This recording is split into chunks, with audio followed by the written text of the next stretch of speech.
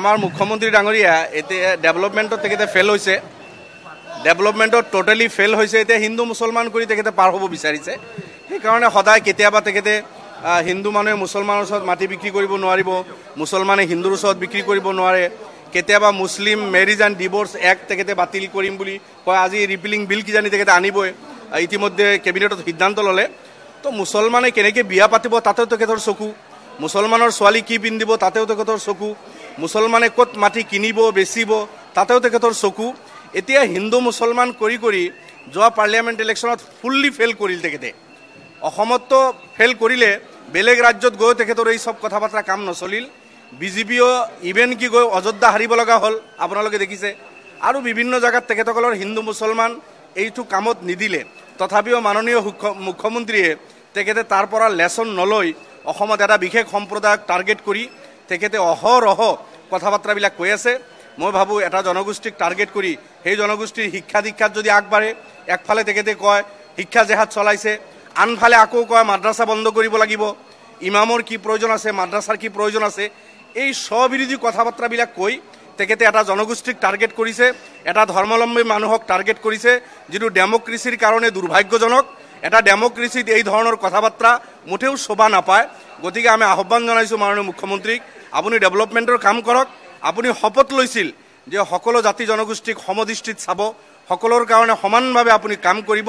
গতিকে সদায় মুছলমান মুছলমান কৰি নাথাকি আপুনি অসমত বসবাস কৰা হিন্দু মুছলমান শিখ বুদ্ধিষ্ট জৈন সকলৰ কাৰণে চিন্তা কৰক, ডেভেলপমেণ্টৰ কাম কৰক। এইখিনি আমাৰ মুখ্যমন্ত্ৰী ডাঙৰীয়া এতিয়া ডেভেলপমেণ্টত তেখেতে ফেল হৈছে, ডেভেলপমেণ্টত টোটেলি ফেল হৈছে। এতিয়া হিন্দু মুছলমান কৰি তেখেতে পাৰ হ'ব বিচাৰিছে। সেইকাৰণে সদায় কেতিয়াবা তেখেতে হিন্দু মানুহে মুছলমানৰ ওচৰত মাটি বিক্ৰী কৰিব নোৱাৰিব, মুছলমানে হিন্দুৰ ওচৰত বিক্ৰী কৰিব নোৱাৰে। কেতিয়াবা মুছলিম মেৰিজ এণ্ড ডিভোৰ্চ এক্ট তেখেতে বাতিল কৰিম বুলি কয়। আজি ৰিপিলিং বিল কিজানি তেখেতে আনিবই, ইতিমধ্যে কেবিনেটত সিদ্ধান্ত ল'লে। তো মুছলমানে কেনেকৈ বিয়া পাতিব তাতেও তেখেতৰ চকু, মুছলমানৰ ছোৱালী কি পিন্ধিব তাতেও তেখেতৰ চকু, মুছলমানে ক'ত মাটি কিনিব বেচিব তাতেও তেখেতৰ চকু। এতিয়া হিন্দু মুছলমান কৰি কৰি যোৱা পাৰ্লিয়ামেণ্ট ইলেকশ্যনত ফুল্লি ফেইল কৰিল তেখেতে। অসমততো ফেইল কৰিলে, বেলেগ ৰাজ্যত গৈ তেখেতৰ এই চব কথা বাৰ্তা কাম নচলিল। বিজেপিও ইভেন কি গৈ অযোধ্যা হাৰিব লগা হ'ল, আপোনালোকে দেখিছে। আৰু বিভিন্ন জেগাত তেখেতসকলৰ হিন্দু মুছলমান এইটো কামত নিদিলে। তথাপিও মাননীয় মুখ্যমন্ত্ৰীয়ে তেখেতে তাৰ পৰা লেচন নলৈ অসমত এটা বিশেষ সম্প্ৰদায়ক টাৰ্গেট কৰি তেখেতে অহৰহ কথা বাৰ্তাবিলাক কৈ আছে। মই ভাবোঁ এটা জনগোষ্ঠীক টাৰ্গেট কৰি সেই জনগোষ্ঠীৰ শিক্ষা দীক্ষাত যদি আগবাঢ়ে, একফালে তেখেতে কয় শিক্ষা জেহাদ চলাইছে, আনফালে আকৌ কয় মাদ্ৰাছা বন্ধ কৰিব লাগিব, ইমামৰ কি প্ৰয়োজন আছে, মাদ্ৰাছাৰ কি প্ৰয়োজন আছে, এই স্ববিৰোধী কথা বাৰ্তাবিলাক কৈ তেখেতে এটা জনগোষ্ঠীক টাৰ্গেট কৰিছে, এটা ধৰ্মাৱলম্বী মানুহক টাৰ্গেট কৰিছে, যিটো ডেমক্ৰেচিৰ কাৰণে দুৰ্ভাগ্যজনক। এটা ডেমক্ৰেচিত এই ধৰণৰ কথা বাৰ্তা মুঠেও শোভা নাপায়।